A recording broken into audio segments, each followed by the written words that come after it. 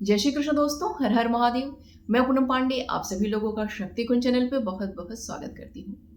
आज इस वीडियो में हम लोग बात करेंगे 2026 अधिक मास के बारे में। अधिक मास में देखिए, एक वीडियो मैंने पहले ही अपलोड कर दिया है। अगर आपने उसे नहीं देखा है तो प्लीज आप लोग उसे अवश्य देखिएगा, क्योंकि वो वीडियो भी बहुत ही महत्वपूर्ण है। तो आज इस वीडियो में हम लोग बात करेंगे कि अधिक मास में हमें किन किन नियमों को लेना है, किन किन नियमों का हमें पालन करना है, किन किन मंत्रों का हमें जाप करना है, किन स्तोत्रों का हमें पाठ करना है, और भगवान शिव ने, भगवान विष्णु ने हमें क्या क्या आशीर्वाद दिया, अधिक मास को आशीर्वाद दिया है कि ये कार्य हम करेंगे तो ये फल हमें प्राप्त होगा। तो क्या हमें करना है और किन किन चीज़ों से हमें बचना है, इन सभी बातों को जो है इस वीडियो में हम लोग समझेंगे। ये सभी बातें जो है, देखिए, मैं ऐसा नहीं है कि मैं वो बातें बताऊंगी जो किसी की सुनी हुई बातें बताऊंगी। जो मैं खुद पढ़ती हूँ और जिनको मैं फॉलो करती हूँ, उन्हीं बातों को मैं आपको बताऊंगी। तो देखिए, ये मेरे पास खेमकादि द्वारा रचित जो है पद्म पुराण में वर्णित जो कथाएं हैं अधिक मास के बारे में, जो हम लोग अधिक मास में प्रतिदिन का जो महात्म्य पढ़ते हैं, तो उसमें इस जो है इसमें से मैं पढ़ के जो है आप लोगों को बहुत सारी बातें जो मैं बताऊंगी। इसके अलावा जो मेरे पास ये व्रतराज की पुस्तक है, इसमें से जो है वर्णित जो चीज़ें हैं वो मैं आप लोगों के संग में आप शेयर करूंगी। क्योंकि देखिए, मैं भी जो शास्त्रों में पढ़ती हूँ, जो जिनका मैं लाभ उठाती हूँ, वही चीज़ें मैं आपके संग शेयर करती हूँ। तो इन्हीं में से देखिए, दोनों में से मैं पढ़ के जो है आप लोगों के संग जो बातें मैं शेयर करूंगी। तो चलिए वीडियो में हम लोग आगे बढ़ते हैं। जैसा कि हम सभी लोग जानते हैं कि अधिक मास हर तीसरे वर्ष में हमें प्राप्त होता है।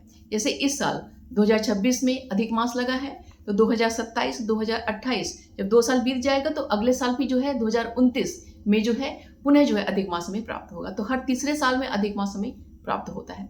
देखिए, अधिक मास की इतनी ज़्यादा महिमा है कि उसका वर्णन कोई भी नहीं कर सकता है। अगर कोई बुक भी पढ़ के आपको अधिक मास का महात्म्य अगर सुनाए कि इसकी महिमा क्या है, क्या क्या करना चाहिए, तो 3-4 घंटे कैसे निकल जाएंगे उसका पता ही नहीं चल पाएगा। और महात्म्य में तो जो ऐसा तक वर्णन है कि भगवान ब्रह्मा भी इसकी महिमा को कहने में असमर्थ हैं। इसकी महिमा अनंत है। ठीक है, तो देखिए, मैंने जो जितना पढ़ा है उसमें मैंने कुछ कुछ जो है पॉइंट्स जो है मैंने नोट किया हुआ है, क्योंकि बहुत लंबा वीडियो हो जाएगा अगर मैं पढ़ के उसको आपको बताने लगूंगी। तो कुछ जो इंपॉर्टेंस जो टॉपिक्स है उसको मैंने नोट कर लिया है, ताकि मैं आपको बताऊं और बहुत ही शॉर्ट में जो है इसके महत्व को आप लोग इसको समझ सकिए। तो आपको बहुत ही आसानी से बातें जो है समझ में आ जाएंगी। तो मैं पढ़ के उन बातों को आप लोगों को मैं सुना रही हूँ, जो मैंने इंपॉर्टेंट चीजें जो मैंने नोट की हुई हैं। अधिक मास जो अन्य 12 महीने होते हैं उन सब में श्रेष्ठ महीना माना जाता है। इस महीने के स्वामी भगवान श्री कृष्ण हैं।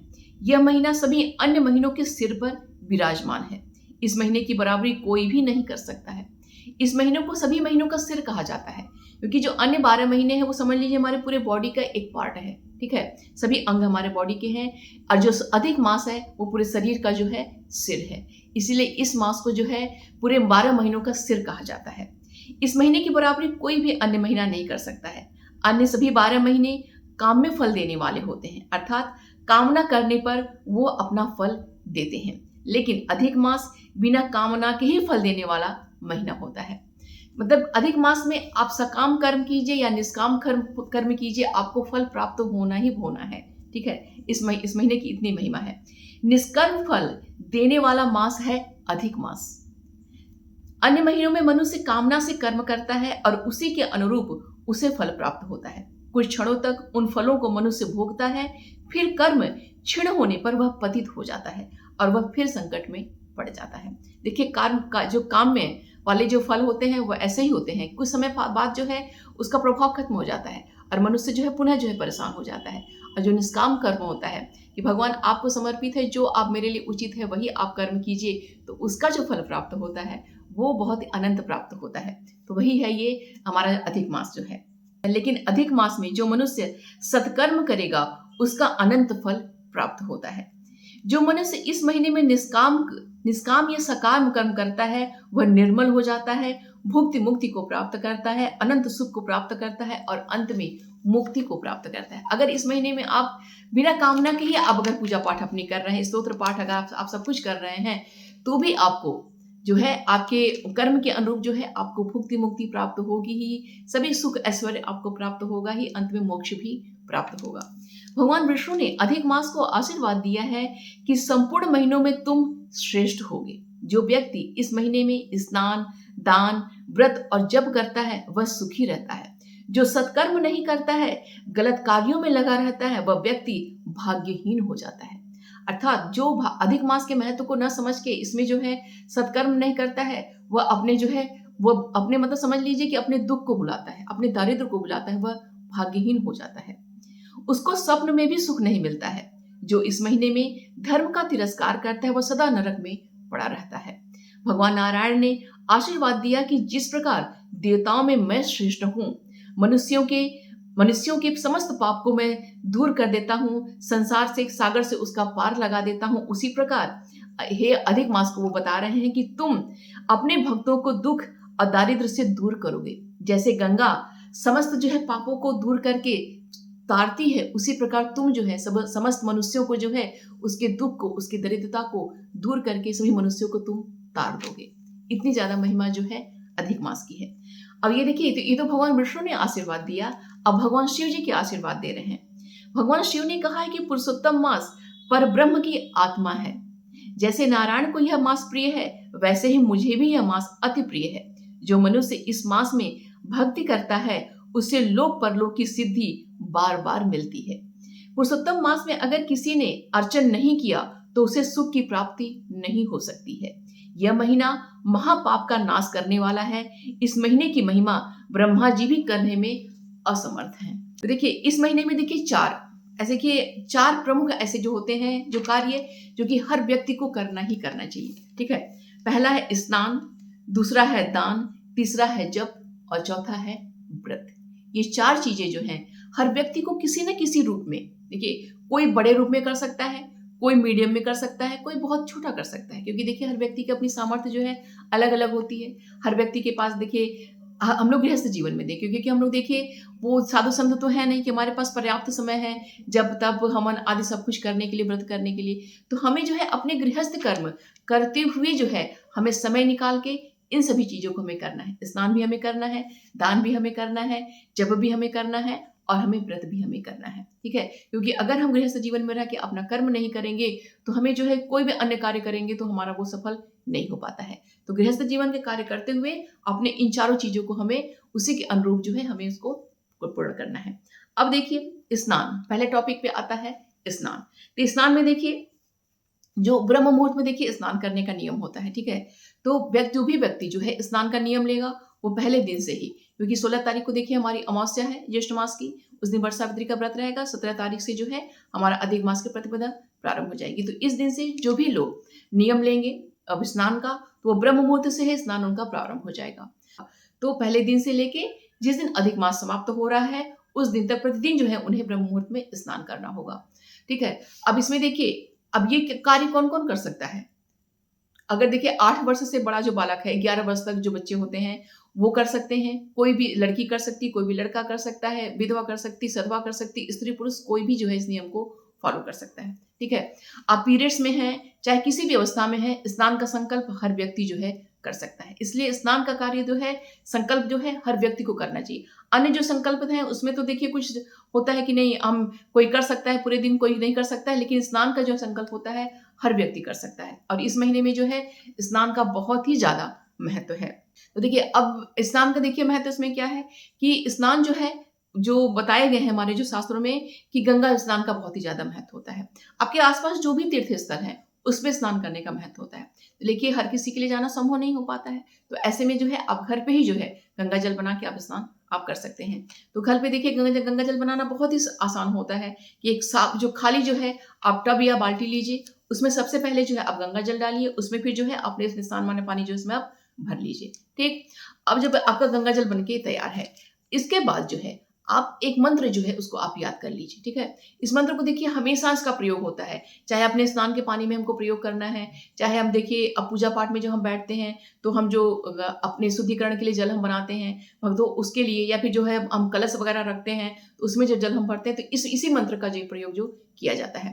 तो इस मंत्र को आप याद कर लीजिए। अगर जैसे आप अपनी नए हैं आपको नहीं याद हो रहा है तो इस मंत्र को आप लिख लीजिए, अपने जो है बाथरूम में एक जगह जो है स्टिक कर दीजिए। जब आपको 2-4 दिन में आप याद हो जाएगा तो फिर वहां से आप उसको हटा दीजिएगा। और जो कोई भी देखिए बाथरूम में स्नान करेगा उसको वो पढ़ के आराम से बोल सकता है। ठीक है, जो जल में जो है अपना हाथ रख के हम फिर जो इस मंत्र को हम बोलेंगे तो वो जो जल होता है तीर्थ जो है समस्त तीर्थों का जो उसमें आवाहन हो जाता है, तीर्थ जल के समान हमें जो तीर्थ स्नान जो हमें इसका लाभ हमें प्राप्त होता है। तो मंत्र हमें क्या बोलना है, गंगे च यमुने चैव गोदावरी सरस्वती नर्मदे सिंधु कावेरी जले अस्मिन् सन्निधिं कुरु।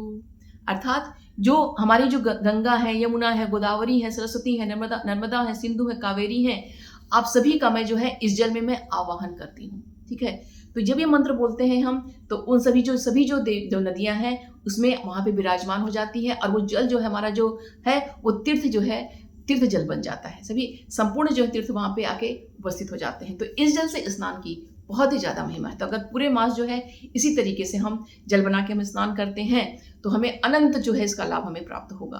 तो देखिए, अब ये जल हमें कब प्रयोग नहीं करना है, जो लेडीज पीरियड में होती है, तो पीरियड में कभी भी गंगा जल डाल के जो है स्नान नहीं करना चाहिए, और इस मंत्र का जो है बोल के मंत्र जो अवमंत्रित करके जल जो है इसका स्नान हमें नहीं करना चाहिए। ऐसे पीरियड वाली जो लेडीज हैं उनको जो है हमेशा सादे पानी से ही जो स्नान करना चाहिए। अधिक मास में देखिए ये बताया गया महात्म्य कि गंगा स्नान का महत्व बताइए। अधिक मास में तीर्थ स्नान करने से मनुष्य ब्रह्म हत्या के पाप से भी छूट जाता है, क्योंकि ब्रह्म हत्या सबसे बड़ा पाप माना जाता है। ब्रह्म हत्या जैसे पाप से भी अगर तीर्थ जल से स्नान कोई करता है तो उससे वो छूट जाता है। इस महीने का स्नान बहुत ही ज्यादा पुण्य देने वाला है। भगवान श्री कृष्ण ने कहा है कि 100 वर्ष तक तप करने से जो फल प्राप्त होता है वही फल इस महीने में मात्र एक दिन जो है अगर कोई तीर्थ जल से स्नान कर लेता है तो उसे प्राप्त हो जाता है। इस महीने का स्नान अनेक जन्मों में किए गए कोटि कोटि जो पाप होते हैं उसका भी जो है नाश करता है। और एक देखिए बात मैं आपको और बता रही हूँ, जैसे अन्य महीनों में हम अगर पूरे महीने जो कार्य करते हैं तो जो लाभ हमें प्राप्त होता है, अधिक मास में मात्र एक दिन अगर वो हम कार्य कर लें तो उसका लाभ हमें प्राप्त हो जाता है। ठीक है, तो इस महीने में तीर्थ स्नान का, चाहे गंगा स्नान करिए, चाहे आपके पास जो भी तीर्थ स्थल स्नान है, या घर पे ही जो है आप गंगा जल बना के मंत्र बोल के उसको अवमंत्रित करके उस जल से आप स्नान कीजिए, आपको अनंत जो है लाभ उसका प्राप्त होगा। अब आप देखिए दूसरे नंबर पे आता है दान की महिमा। तो इस महीने में दान की बहुत ही ज्यादा महिमा है। दान देखिए कई प्रकार से किया जाता है। ठीक है, ऐसा नहीं कि पर्टिकुलर कोई एक ही चीज होता है कि इसका दान हम कर सके। दान जो है कई तरीकों से उसको किया जा सकता है, और हर व्यक्ति जो है अपने सामर्थ्य के अनुसार जो है दान को कर सकता है। तो इस महीने में अब दान के महत्व को हम लोग समझते हैं कि कैसे कैसे करना है और इसका क्या फल हमें प्राप्त होगा। तो इस महीने में दान की बहुत ही ज्यादा महिमा है। अन्य महीनों में जो आप पूरे महीने दान करेंगे तो जो फल मिलता है वही फल अधिक मास में एक दिन दान करने से हमें प्राप्त होता है। ठीक है, इस महीने में एक भी बार अगर ब्राह्मण को तृप्त किया जाए तो जो पुण्य फल प्राप्त होता है वह पुण्य फल उस व्यक्ति को संसार में कोई भी वस्तु ऐसा नहीं है जो कि उसको अलभ्य हो, अर्थात उसको प्राप्त ना हो सके। तो इस महीने में देखिए बहुत सारे लोग ऐसे हैं कि जो प्रतिदिन जो है ब्राह्मणों को जो है वो अपने घर जो है आमंत्रित करते हैं, उन्हें खिलाते हैं, उसके पश्चात जो है पुनः जो है उसके पश्चात वो जो भोजन को जो है स्वयं को जो वो ग्रहण करते हैं। तो ऐसा कोई व्यक्ति नहीं कर सकता है। तो पूरे महीने में मात्र एक बार भी अगर आप किसी ब्राह्मण को अपने घर बुला के उसको तृप्त अगर आप कर देते हैं, संसार में ऐसा कोई भी वस्तु नहीं है जो आपके लिए अलभ्य हो, अर्थात सब कुछ आप प्राप्त कर सकते हैं। ये देखिए इसकी महिमा में देखिए बताया गया है, पद्म पुराण में सब कुछ ये सब कुछ वर्णन वहां पे दिया गया है। ठीक है, इसके अलावा देखिए बताया गया है कि इस महीने में अपने सामर्थ्य के अनुसार आप अन्न दान कर सकते हैं, वस्त्र दान कर सकते हैं। ठीक है, सोना दान कर सकते हैं, भूमि दान कर सकते हैं, फलों का दान कर सकते हैं, सब्जियों का दान कर सकते हैं, तिल का दान कर सकते हैं, जल का दान कर सकते हैं, पुस्तकों का दान कर, दान देखिए जिस भी रूप में कर सकते हैं, किसी भी रूप में आप कर सकते हैं, जैसे भी आपके सामर्थ्य हो किसी प्रकार का भी दान आप कर सकते हैं। ठीक है, तो इस महीने में देखिए सब जो दान तो हम करते ही हैं, तो इस महीने में किनका बहुत ज्यादा महत्व है, क्योंकि हर महीने की अपनी अलग अलग विशेषता। जैसे कार्तिक मास में हमें दीपदान का बहुत ही ज्यादा महत्व होता है, ऐसे ही इस महीने में दीपदान का बहुत ज्यादा महत्व है। ठीक है, तो दीपदान की तो मतलब इतनी ज्यादा महिमा बताई गई है, अगर आप बुक उठा के अगर आप खुद से पढ़ेंगे तो देखेंगे कि दीपदान तो बहुत ही ज्यादा इसकी महिमा है। इसीलिए देखिए दीपदान एक ऐसा दान है कि हर कोई कर सकता है। ठीक है, और दीपदान ऐसा है कि आप पहले दिन से लेके पूरे आखिरी दिन जो है आप बहुत ही नियम के संग जो है दीपदान आप इसको कर सकते हैं। तो दीपदान देखिए इस महीने की दीपदान की बहुत ही ज्यादा महिमा है। दीपदान से मनुष्य का सभी भय खत्म हो जाता है, अर्थात जो उसके अंदर डर होता है किसी प्रकार का, वो डर जो है उसका वो खत्म हो जाता है, उसका भय जो है खत्म हो जाता है।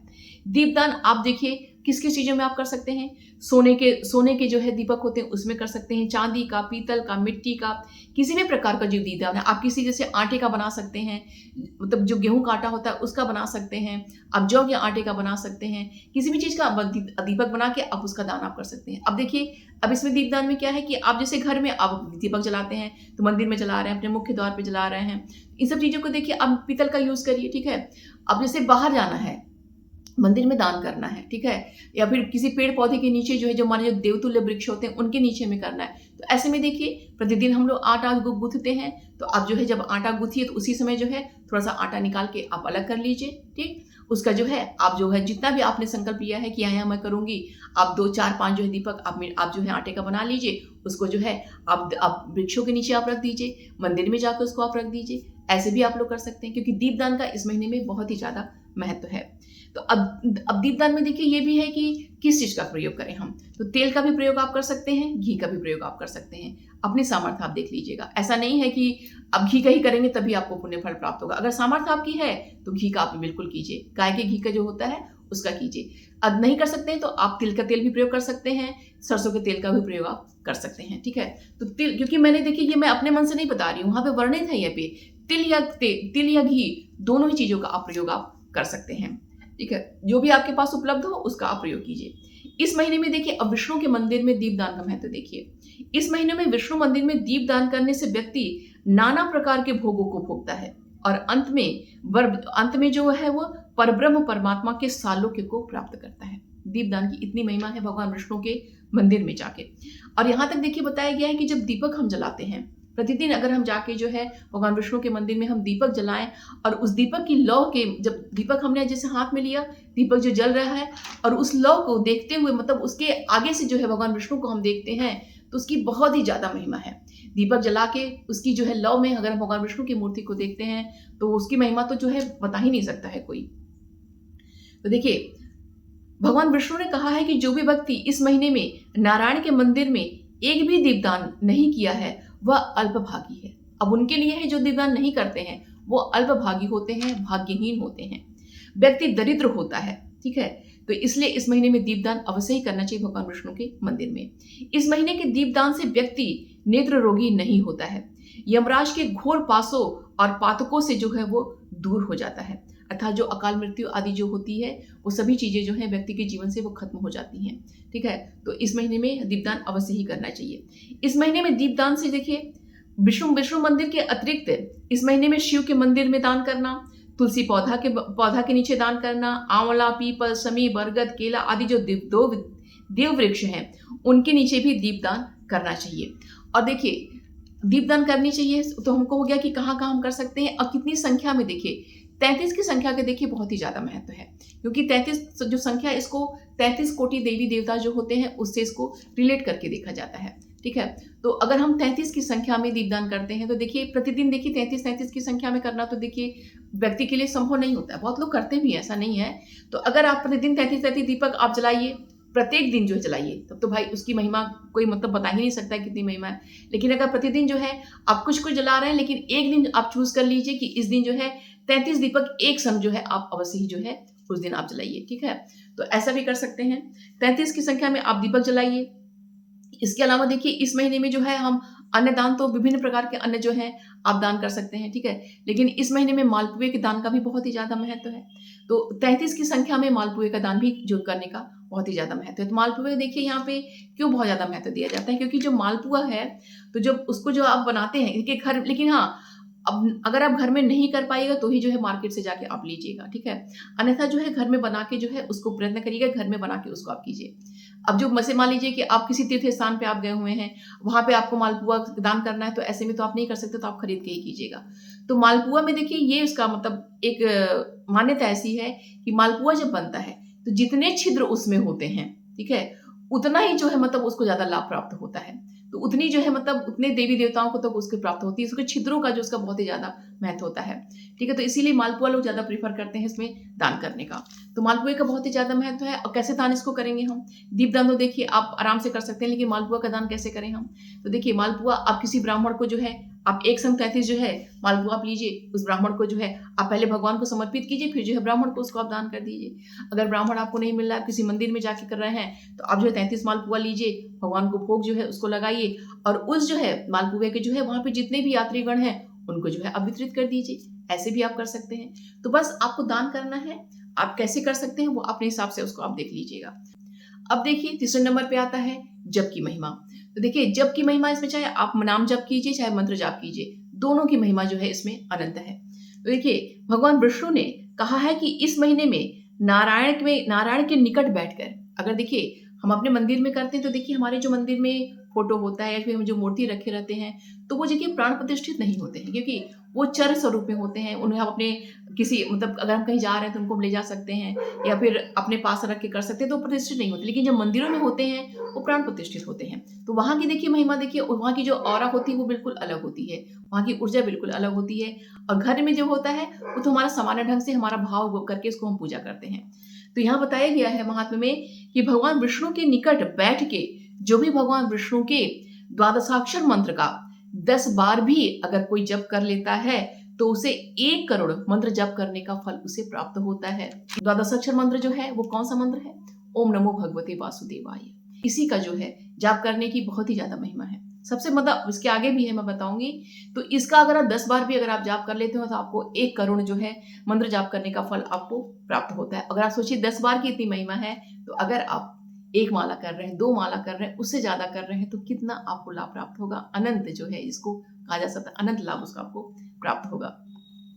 और इसके साथ ही साथ इसमें बताया गया है कि इस महीने में अगर भगवान शिव के पंचाक्षरी महाविद्या मंत्र का, पंचाक्षरी महाविद्या होता है पंचाक्षरी मंत्र ओम नमः शिवाय, जो कि नमः शिवाय है, इसमें ओम लगाना, देखिए कुछ लोग ओम लगा दे तो ओम लगा देंगे तो सदाक्षरी मंत्र हो जाएगा। नमः शिवाय जो है पंचाक्षरी है।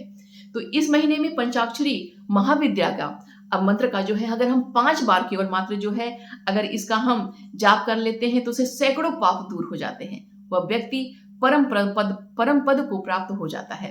ये इतनी महिमा जो है इस महीने में पंचाक्षरी महाविद्या मंत्र के जप करने का है। ठीक है, तो इस महीने में जो है इस मंत्र का जाप भी आप कर सकते हैं। इसके अलावा देखिए इस महीने में देखिए हम क्या क्या कर सकते हैं। तो देखिए इस महीने में मंत्र जाप की तो है, एक तो आपका हो गया भगवान विष्णु के द्वादशाक्षर मंत्र का, एक हो गया भगवान शिव के पंचाक्षर मंत्र का। इसके अलावा भगवान ने बताया हुआ है कि इसमें हमारे जो भगवान विष्णु के हैं जो है षडाक्षर मंत्र और अष्टाक्षर मंत्र जो है उसका जाप करने का भी बहुत ही ज्यादा महत्व है। और ये कौन कौन से मंत्र हैं? देखिए ओम नमो नारायणाय, इस मंत्र का ये जो है 8 अक्षरों वाला महामंत्र है। तो ओम नमो नारायणाय इस मंत्र का जाप भी आप कर सकते हैं। इसके अलावा ओम गंग गणपतये नमः, इस जो 8 अक्षरों वाला मंत्र है इसका जाप भी आप कर सकते हैं। और वह जो नमः शिवाय मंत्र है तो पंचाक्षरी मंत्र हो गया नमः शिवाय, और ओम लगा देंगे तो सदाक्षरी हो जाएगा ओम नमः शिवाय। ठीक है, तो द्वादशाक्षर मंत्र, पंचाक्षरी मंत्र, षडाक्षर मंत्र और जो अष्टाक्षर मंत्र 2 हमारे हो गए ओम नमो नारायणाय और ओम गंग गणपतये नमः, इन दो है, इन मंत्रों का जाप भी जो है इस महीने में करने की बहुत ही ज्यादा महिमा है। तो इनका भी आप कर सकते हैं। ठीक है, इसके अलावा देखिए इस महीने में हम और क्या क्या कर सकते हैं। इस महीने में देखिए विष्णु सहस्त्र नाम का पाठ का बहुत ही ज्यादा महिमा है। तो पहले दिन से लेके पूरे जो है अधिक मास जो है आप प्रतिदिन जो है विष्णु नाम का, विष्णु मंत्र का जो है विष्णु सहस्त्र नाम का पाठ का संकल्प आप ले सकते हैं। और जो मैंने मंत्र आपको देखिए बताया, तो देखिए मंत्र जो है आप पहले दिन ही जो है आप संकल्प ले लीजिए कि हाँ मैं इतने मंत्र का प्रतिदिन में जाप मैं करूंगा। ठीक है, या करूंगी। अब जो भी देखिए आप सोच समझ के लीजिएगा कितना आप कर सकते, किसी का देखा देखी किसी का सुना सुनाया मत करिएगा। जितनी चीजें आप कर सकते हैं उसी के अनुसार आप संकल्प लीजिएगा कि इतना जो है प्रतिदिन मैं कर दूंगा। उससे ज्यादा अगर आपने कर दिया तो बहुत ही उत्तम है। देखिए ज्यादा का आपने ले लिया कि मैं 11 माला करूंगा और प्रतिदिन आप नहीं कर पाए तो फिर देखिए वो गड़बड़ है। ऐसे में बल्कि आप कम का लीजिए, आपके पास समय है तो आप ज्यादा कर दीजिए। ठीक है, वो चलेगा, लेकिन ज्यादा का लेके फिर आप ना करिए, वो गड़बड़ हो जाएगा। ठीक है, ऐसे ही प्रतिदिन जो है विष्णु सहस्त्र नाम का पाठ भी इस महीने में करने का बहुत ही ज्यादा महत्व है। इस महीने में देखिए रामचरितमानस का जो है मास पारायण करने का भी लोग नियम लेते हैं। तो आप रामचरितमानस के मास पारायण का नियम भी आप इस महीने में ले सकते हैं, या फिर इस महीने में जो है श्रीमद् भगवद गीता का पाठ कर सकते हैं। आप पूरे दिन जो है आप जो है प्रतिदिन जो है आप भगवद गीता का पाठ आप कर लीजिए कि इतने दिन जो है मैं इतने अध्याय का मैं पाठ करूंगा। ठीक है, ऐसे कर सकते हैं। इस महीने में जो है भागवत का पाठ करने का भी बहुत ही ज्यादा महिमा है, तो वो भी आप कर सकते हैं। तो जैसे देखिए आपके पास समय है, जितना आपके पास जैसे कुछ हो उसके अनुरूप जो है आप पहले से अपनी प्लानिंग कर लीजिए कि हाँ मुझे ये करना है, उसी के अनुसार जो है या इस मंत्र का मुझे जाप करना है, इस स्तोत्र का मुझे पाठ करना है, वो पहले से आप अपना डिसाइड कर लीजिए कि कितना मेरे पास समय रहेगा। उसके अनुसार जो है संकल्प लेके पहले दिन से जो है आप अपना शुरू कर दीजिएगा। ठीक है, चौथे नंबर पे जो महत्वपूर्ण हमारी बात आती है वो है व्रत की। देखिए इस महीने में व्रत की बहुत ही ज़्यादा महिमा है। जैसे मैंने बताया पहले ही स्टार्टिंग मैंने बता दिया कि जो कार्य हम पूरे महीने करते हैं तो जो फल हमें प्राप्त होगा इस महीने मात्र एक दिन करने से वो हमें प्राप्त होगा। देखिए जो सामान्य व्रत हम करते हैं जो हम पहले से करते आ रहे हैं, जैसे एकादशी है, प्रदोष है, चतुर्थी है, अष्टमी है, शिवरात्रि है, तो इसे जब भी जो उनका तो महत्व अलग अलग है ही है, तो जो हम पहले से करते आ रहे हैं उसका व्रत तो हम इस महीने में करेंगे ही करेंगे। लेकिन अधिक मास का व्रत का क्या महत्व है कि अधिक मास में हमें कौन सा व्रत करना चाहिए।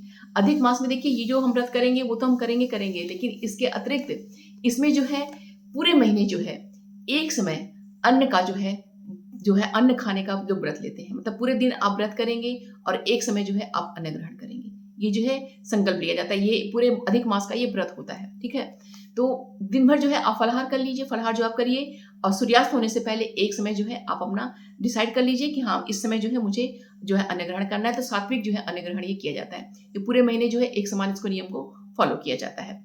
तो ये जो है अधिक मास का व्रत होता है, तो इस तरीके से आप कर सकते हैं। ठीक है, अन्य जो बीच में हमारा व्रत आएगा, एकादशी है, प्रदोष है, चतुर्थी है, अष्टमी है, शिवरात्रि है, जो आप करते हो, चाहे आप कोई वार का व्रत करते हो, सोमवार है, मंगलवार, जो भी करते हो वो सब आपको करना है। ठीक है, लेकिन ये जो आपका अधिक मास का जो व्रत चलेगा एक समय भोजन का, एक भुक्त भोजन जो आपका रहेगा ये पूरे महीने जो आपका चलेगा। और जिस दिन हम व्रत करेंगे उस दिन तो उसको अकॉर्डिंग करेंगे, और जो नॉर्मल डेज रहेगा वो फिर हम एक दिन जो है एक समय भोजन करने का उसमें हमको नियम फॉलो करना है। ठीक है, ये तो हो गया हमारा व्रत कि हमें व्रत कैसे कैसे किस तरीके से करना है। और इस महीने में देखिए तुलसी पूजा का बहुत ही ज्यादा महत्व है। ठीक है, जैसे हम सुबह ब्रह्म मुहूर्त में स्नान करते हैं तो भगवान सूर्य नारायण को मत देते हैं और माता तुलसी को जो है हम जल अर्पित करते हैं, उनकी पूजा अर्चना करते हैं और उन्हें जो है हम दीपदान करते हैं। दीपदान देखिए, दीपदान जो होता है वो हमेशा अंधेरे में किया जाता है। तो अगर आप ब्रह्म मुहूर्त में स्नान करते हैं, उजाला नहीं हुआ है, ठीक है, आसमान में तारे दिख रहे हैं, तो उसमें आप तुलसी माता को आप दीपदान करेंगे। ठीक है, उसकी महत्व है। जब सूर्योदय हो गया तो फिर दीपदान करने का महत्व नहीं रह गया, या फिर तो फिर आप शाम के समय जो है आप जो सूर्यास्त जिसमें हो जाता है उसमें आप दीपदान कीजिएगा। ठीक है, वो आप अपने हिसाब से देख लीजिएगा। 3:30 तक आप उठ जाइएगा, ब्रह्म मुहूर्त में स्नान करना है तो 3:30 तक उठ के स्नान करके जो है आप दीपदान जो है माता तुलसी को आप कर दीजिएगा, या फिर जिसके जिसके निमित्त आपको करना है, गंगा माता, कोई देव वृक्ष, जितने भी आपको हैं, दीपदान आप कीजिए और शाम को जो है पुनः जो आप अपना दीपदान कीजिए। ठीक है, इस महीने में देखिए तुलसी पूजा की बहुत ही ज्यादा महिमा है। ठीक है, तुलसी पूजा करना और तुलसी दल से भगवान नारायण की पूजा का बहुत ही ज्यादा महत्व है। तो तुलसी दल से अगर हम इसमें जो है भगवान विष्णु कहते हैं कि जो व्यक्ति तुलसी पत्र से नारायण की पूजा करता है मानो वह करोड़ों दूसरे फूल जो है मुझ पे चढ़ाता है। अगर आप तुलसी दल भगवान को चढ़ा रहे हैं तो समझ लीजिए आप अन्य कोई भी फूल जो है करोड़ों जो है फूल जो भगवान के ऊपर आप चढ़ा रहे हैं, इतनी ज्यादा इसकी महिमा है।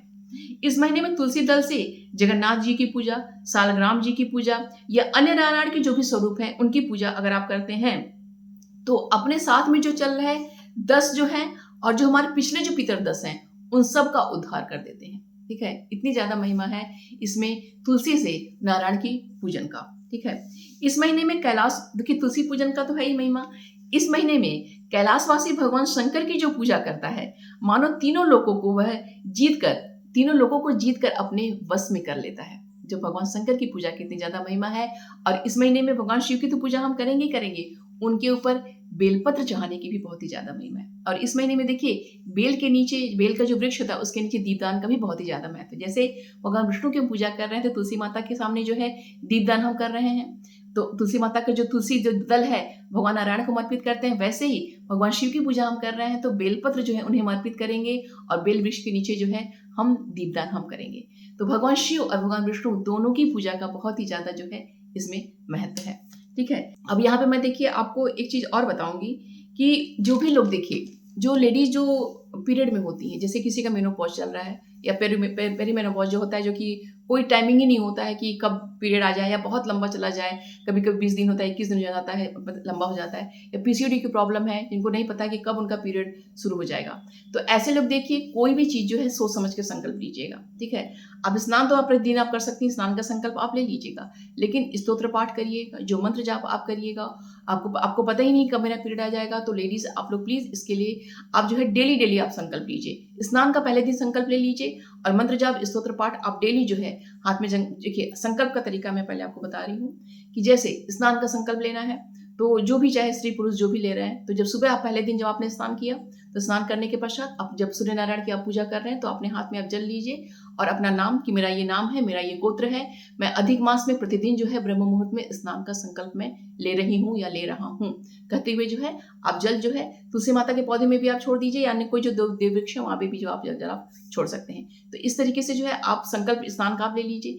अब जिसको यहाँ पे देखिए मंत्र जाप करना है, स्तोत्र पाठ करना है, तो वो देखिए उसी में जो है अपना इंक्लूड कर दे कि मैं इस मंत्र का मैं प्रतिदिन जो है मैं जप करूंगी, इस स्तोत्र का मैं प्रतिदिन जो है मैं जाप करूंगा, स्तोत्र का पाठ करूंगा, वो सब आप वहां पे बोल सकते हैं। ठीक है, आप एक संकल्प एक साथ जो है पूरा जो है आप संकल्प ले लीजिए। लेकिन जो पीरियड वाले लोग हैं, जिनको पीरियड की प्रॉब्लम है, आप केवल स्नान का संकल्प लीजिए। अन्य जो स्तोत्र पाठ है, मंत्र जाप है, सब कुछ जो है आप जो है जब भगवान के पास बैठिए, पूजा नहा लिया आपने, जब भगवान के पास आप बैठिए स्नान पूजा करने के लिए, क्योंकि अगले दिन का तो आपको क्लियर ही नहीं है आपका क्या होने वाला है, तो आप उसी समय जो है हाथ में जल लीजिए। आप जो है अपना नाम अपना गोत्र बोलिए कि मेरा नाम ये गोत्र है, आज मैं जो है ये मंत्र जो है इतना मैं मंत्र जप कर रही हूँ, ये स्तोत्र मैं पाठ कर रही हूँ, और करते हुए जो है हाथ जो है आप जल जो है किसी पात्र में आप छोड़ दीजिए और वो जल जो है किसी जो है वृक्ष में इसको डाल दीजिए आप। ठीक है, तो इस तरीके से आप संकल्प प्रतिदिन कर लीजिए। अगले दिन अगर आपका क्लियर है तो अगले दिन पुनः आप ऐसे कीजिए। बहुत सिंपल होता है, बहुत सिंपल ढंग से संकल्प लेना है। ऐसा नहीं है कि बहुत बढ़ा चाह के संकल्प लेने का तरीका है, सिंपल ढंग से ऐसे जब आपको करना है कीजिए। मान लीजिए बीच में आपका डिस्टर्ब हो गया तो स्नान अपना कंटिन्यू रखिए, और जो मंत्र जाप आप कर रहे हैं बीच में ब्रेक हो जाएगा, स्तोत्र पाठ है तो कोई दिक्कत नहीं होगी। संकल्प आप ले लेंगे आपका बाधित हो जाएगा तो ये गड़बड़ है, लेकिन संकल्प ठीक है आप इसीलिए करेंगे, संकल्प ऐसा लीजिए जो कि आप कर सकिए। ठीक है, तो इस तरीके से जो है आप संकल्प लेके अपना काम जो है इस महीने में जो है आप अच्छे से अपना पूरा आप कर सकते हैं। इन सभी बातों के अलावा देखिए इस महीने में देखिए जमीन पे सोने का बहुत ही ज्यादा महत्व होता है। बहुत सारे लोग देखिए ऐसे होते हैं, देखिए वो आप देख लीजिएगा क्योंकि सामर्थ्य आपकी कैसी है, क्योंकि बहुत लोग जमीन पे सोते हैं तो उनके बैक पेन होने लगता है, कमर में दर्द होने लगता है। ठीक है, तो चटाई बिछा के जो है वो नीचे जमीन पे सोते हैं। ठीक है, तो जमीन पे अगर आप सो सकते हैं तो इस महीने में जमीन पे सोने का भी, क्योंकि एक समय भोजन करने का, जमीन पे नीचे सोने का, सात्विक अन्न ग्रहण करने का, इन सभी का जो है बहुत लोग नियम जो है अधिक मास में लेते हैं, तो उसकी बहुत ही ज्यादा महिमा होती है। ठीक है, ये एक तरीके से अधिक मास का व्रत होता है। तो अगर आप ऐसा कर सकते हैं तो आप जमीन पे चटाई बिछा के आप सो सकिए। भले ही आप एसी के रूम में सोइए, वो ठीक है, वो चलेगा। आप एसी रूम में जो है आप नीचे चटाई बिछा लीजिए, अपना पिलो लेना है आप ले लीजिए, या फिर कोई मोटी चादर जो है आप सर के नीचे आप अपने लगा के अपना नीचे आप सो सकते हैं। इसके अलावा देखिए इस महीने में अपनी कोई खाने पीने की कोई प्रिय वस्तु जो है उसका भी परित्याग आप कर सकते हैं। जैसे कुछ लोग को बहुत ज़्यादा चावल खाना प्रिय होता है तो इस महीने वो चावल का परित्याग कर देंगे। ठीक है, ऐसे कोई सब्जी आदि जो होती है वो खाने बहुत ज़्यादा उनको प्रिय होता है, हमेशा खाते रहते हैं, तो उसका परित्याग आप कर सकते हैं। ऐसे ही कोई मिठाई वगैरह है, ठीक है, तो अगर आप बहुत ज्यादा प्रिय आपको होता है तो उसका परित्याग कर सकते हैं आप, किस महीने में नहीं खाऊंगा। लेकिन हाँ, जिन चीजों का परित्याग करेंगे, ऐसा नहीं है कि उनको जो है आप नहीं खा रहे तो उनका दान आप नहीं कर सकते, क्योंकि दान देखिए बहुत सारे फॉर्म में आप कर सकते हैं। ठीक है, वैसा नहीं कि आप चावल का ही दान करेंगे, सब्जी का ही दान करेंगे, पैसा ही देंगे, वस्त्र ही देंगे। आप मिठाई आपको, आप बाहर में है, मिठाई आपने खरीदा, आप जो है उसको जो है भगवान को भोग समर्पित किया, आप लोगों में उसको वितरित कर दिया, या किसी ब्राह्मण को आपने दे दिया। इस तरीके से कर सकते हैं, क्योंकि देखिए हमेशा घर में ही नहीं रहता, हमेशा व्यक्ति बाहर भी रहता है, तो बाहर में भी खरीद के आप जो है उसका आप वितरित कर दिया, तो वो भी आपका एक दान में जाएगा। तो जो जो चीजों का हम परित्याग कर देते हैं तो उनका खुद हमें सेवन नहीं करना है, लेकिन वो हम दान कर सकते हैं, वो हमको दान करना चाहिए, और बल्कि बढ़ चढ़ के दान करना चाहिए, क्योंकि मैं खुद सेवन नहीं कर रहा हूँ लेकिन उन चीजों का मैं दान में करूंगा। तो इसका भी ध्यान रखिए, इसका भी आप कर सकते हैं, कोई नियम आप ले सकते हैं।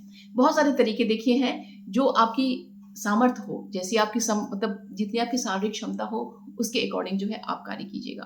तो स्नान का, जप का, दान का और व्रत का, इन चारों में आप क्या क्या नियम ले सकते हैं, किस किस तरीके से आप कर सकते हैं, उसको पहले से आप डिसाइड कर लीजिए, और उन चीजों को आप अपना एक बना लीजिए कि हाँ ये मुझे करना है, उसको फॉलो अप कीजिए। क्योंकि इस महीने की महिमा अनंत है, कोई भी वर्णन उसका नहीं कर सकता है, ये कितनी ज्यादा महिमा इसकी है।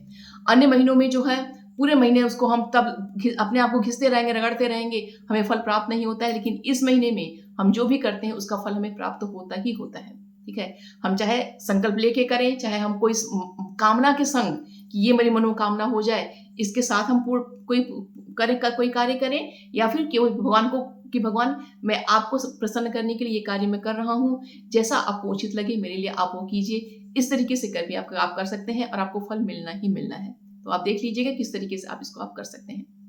तो उम्मीद करती हूँ वीडियो आप सभी के लिए बहुत ही ज़्यादा हेल्पफुल होगा। इससे संबंधित कोई भी प्रश्न अगर आपका होगा तो कमेंट बॉक्स में मुझसे पूछिएगा, उसका रिप्लाई मैं आपको अवश्य करूंगी। तो मिलते हैं अगली वीडियो में, अपना और अपनों का ख्याल रखिएगा। जय श्री कृष्ण, हर हर महादेव।